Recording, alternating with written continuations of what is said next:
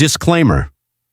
On January 1st, 2025, China made a move that sent shockwaves through the global silver market.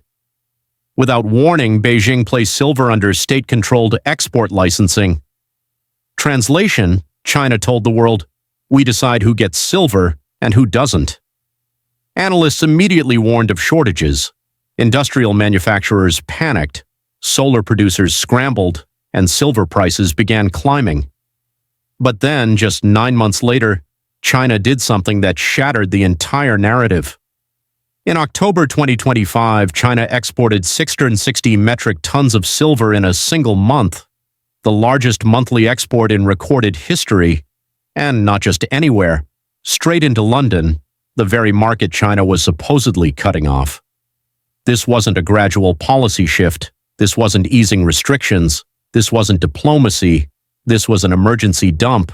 And here's the part nobody expected. It failed.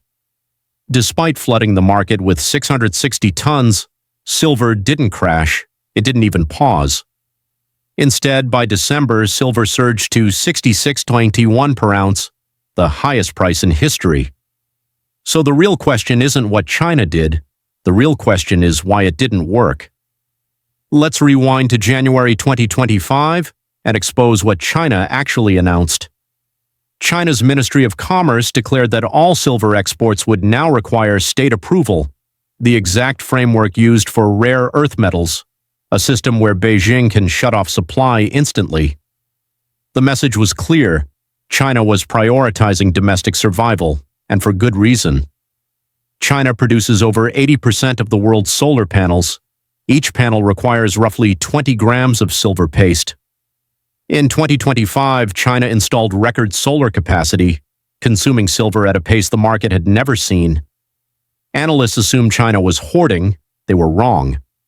By October 2025, something broke. China didn't relax restrictions. They panicked. 660 tons poured out in 1 month, mostly into the London Bullion Market Association.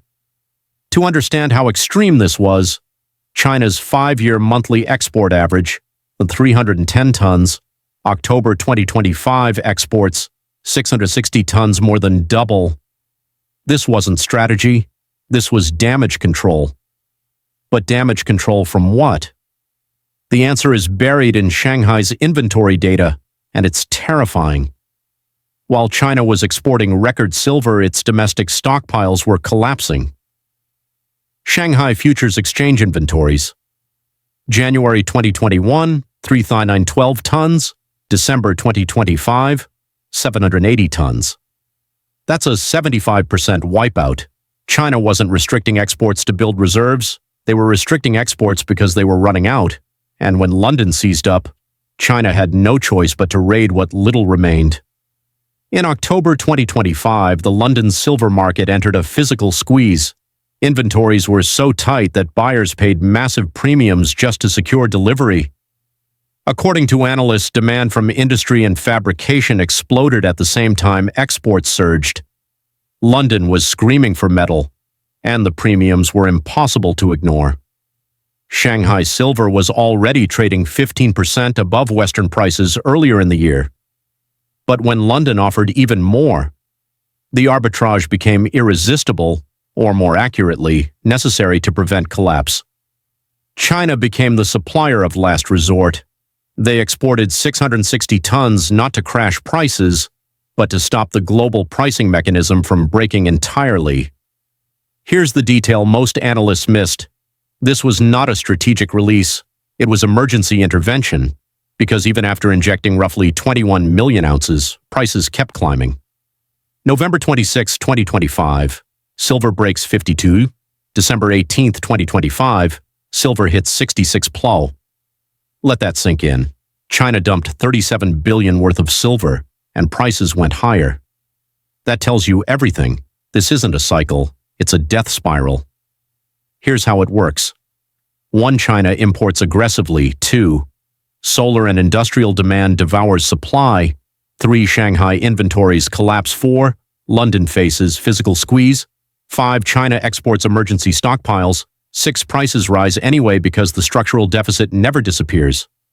China in 2024, Production 3,300 tons, consumption 19,000 tons.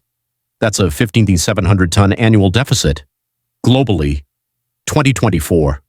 Silver deficit, 215 plus million ounces, 5 to 6 consecutive deficit years, mine supply falling, demand accelerating.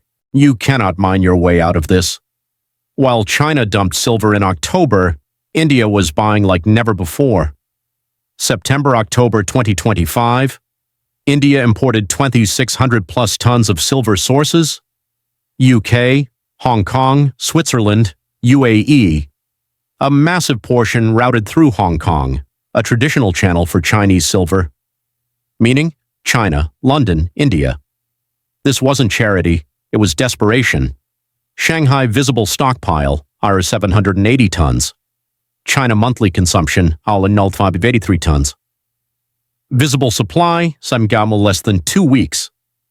Even with hidden reserves, we're talking months, not years. Silver is irreplaceable. Highest electrical conductivity, period. Highest thermal conductivity, period. No viable substitutes for solar, EVs, AI, or medical use. Physics doesn't negotiate, and when supply collapses, price is the only balancing mechanism. Gold to silver ratio still wildly distorted. If it normalizes, $70, 85, 100 plus. If panic hits, history shows 150 plus is not impossible. China already played its emergency card. You can only do that once. After that, the math takes over. Shanghai inventories are collapsing, global deficits are growing, industrial demand is unstoppable. This isn't hype. This isn't speculation.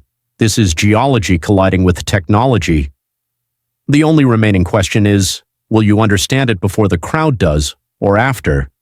Because when silver breaks, it won't whisper, it will explode.